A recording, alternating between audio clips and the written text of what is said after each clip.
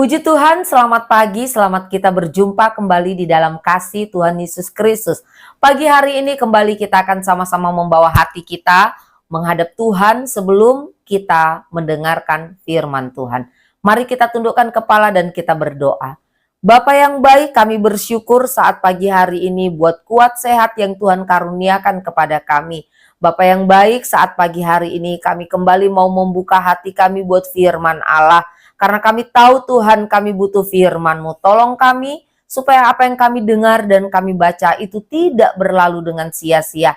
Tetapi boleh tertanam dan boleh kami praktekkan di dalam keseharian kami. Ampuni ya Tuhan setiap salah dan dosa kami. Di dalam nama Yesus kami berdoa dan mengucap syukur. Haleluya. Amin. Pagi hari ini kita akan melihat satu bagian firman Tuhan yang saya ambil dari Markus 14 ayatnya yang ketiga sampai ayatnya yang keempat. Demikian firman Tuhan. Markus 14 ayat 3 dan 4. Ketika Yesus berada di Betania, di rumah Simon si kusta, dan sedang duduk makan, datanglah seorang perempuan membawa suatu buli-buli pualam berisi minyak narwastu murni yang mahal harganya. Setelah dipecahkannya leher buli-buli itu, dicurahkannya minyak itu ke atas kepala Yesus. Ada orang yang menjadi gusar dan berkata seorang kepada yang lain, "Untuk apa pemborosan minyak narwastu ini?" Amin. Pagi hari ini, renungan firman Tuhan saya beri judul Hati yang Memberi. Ketika kita membaca ayat-ayat ini, maka kita akan mendapati di mana satu peristiwa ini terjadi di satu tempat yang bernama Betania, di rumah Simon si kusta. Saat Yesus berada di rumah Simon, dikatakan oleh firman Tuhan, ada seorang perempuan yang datang dengan membawa buli-buli yang berisi minyak yang sangat harum, yaitu minyak narwastu. Dikatakan minyak itu bukan hanya wangi baunya, tetapi firman Allah berkata minyak ini adalah minyak yang sangat mahal harganya. Dan perempuan tersebut memecahkan leher buli-buli pualam tersebut lalu mengurapi Yesus dengan minyak narwastu yang mahal itu. Ada sesuatu yang perempuan ini bawa. Ada sesuatu yang perempuan ini persembahkan. Ada sesuatu yang perempuan ini berikan kepada Yesus ketika perempuan ini berjumpa dengan Yesus, bertemu dengan Yesus. Memberi bukan tentang kuantitas. Memberi itu berbicara tentang kualitas. Memberi itu berbicara tentang kemurahan hati, di mana seseorang menyerahkan sesuatu yang berharga demi orang lain. Inilah yang dilakukan oleh perempuan tersebut. Yang berharga yang ia miliki. Sesuatu yang berharga yang ia punyai, itulah yang dia bawa. Itulah yang dia persembahkan dan itulah yang dia berikan kepada Yesus. Ya. Ternyata perempuan tersebut, ya, bagi perempuan tersebut minyak narwastu yang sangat mahal harganya itu tidak ada artinya dibanding dengan pribadi Yesus itu sendiri.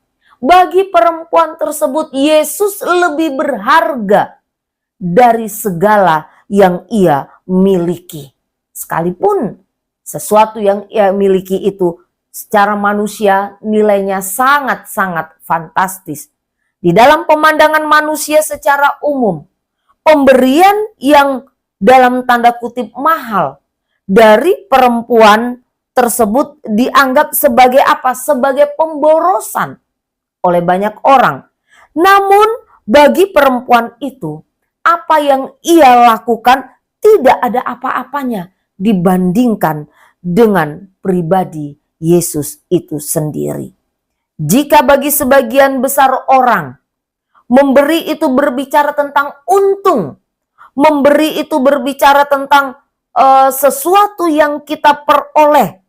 Tetapi bagi perempuan ini, memberi itu bukan mencari keuntungan, melainkan memberi itu adalah wujud sebuah kasih, wujud kecintaannya, wujud kasihnya. Sehingga Bapak Ibu Saudara yang dikasih Tuhan Yesus Kristus, nyinyiran, hinaan, cemoohan dari orang-orang di sekitarnya itu tidak mempengaruhi perempuan ini. Ya, nyinyiran, cemoohan, hinaan, sindiran tidak mengurungkan niat hati dari perempuan ini untuk memberikan yang terbaik bagi Yesus. Sekalipun orang-orang di sekitarnya berusaha mempengaruhinya, berusaha untuk menggagalkan niatnya, berusaha untuk membuat wanita ini menjadi bimbang, ya. Tetapi perempuan ini, ia tetap memberi yang terbaik. Karena itu adalah wujud dari kasihnya kepada Allah. Ia memiliki hati yang memberi. Memberi seharusnya merupakan sesuatu yang tidak terpisahkan dari kehidupan orang-orang percaya. Karena inilah yang Tuhan inginkan. Karena inilah yang Tuhan ajarkan di dalam kehidupan kita sebagai orang-orang percaya. Bahkan Yesus sendiri menganggap memberi ini adalah sesuatu yang serius. Karena dikatakan di dalam Markus 14 ayatnya yang ke-9, Aku berkata kepadamu sesungguhnya di mana saja Injil diberitakan di seluruh dunia, apa yang dilakukannya ini akan disebut juga untuk mengingat dia. Jadi dikatakan oleh Yesus di mana Injil diberitakan, apa yang dilakukan oleh perempuan ini akan disebut untuk mengingat dia, untuk mengingat perempuan ini. Tuhan tidak pernah menuntut kita memberikan yang terbesar. Tetapi Tuhan menginginkan kita memiliki hati yang rela, hati yang mau memberi yang terbaik untuk Tuhan dan pekerjaannya. Jika di waktu-waktu yang lalu kita belum memberi yang terbaik untuk Tuhan, tetapi lewat kebenaran firman Tuhan, mari kita belajar memberi yang terbaik untuk Tuhan. Kalau di waktu-waktu yang lalu mungkin kita berkata kita sudah melakukan hal itu, kita sudah memberi yang terbaik untuk Tuhan dan pekerjaannya.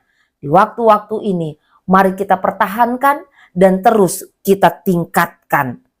Tuhan sudah memberikan kepada kita begitu banyak hal, kekuatan, kesehatan, nafas, berkat-berkat yang melimpah. Lalu apa yang bisa kita berikan untuk Tuhan? Masihkah kita mau main hitung-hitungan dengan Tuhan?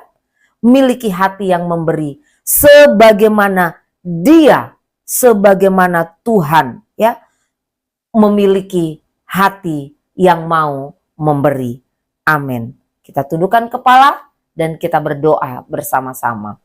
Bapa yang baik, kembali kami bersyukur buat kebenaran firman-Mu yang boleh kami dengar bersama. Biarlah apa yang kami dengar ini tidak berlalu dengan sia-sia, tetapi kami mau belajar Tuhan.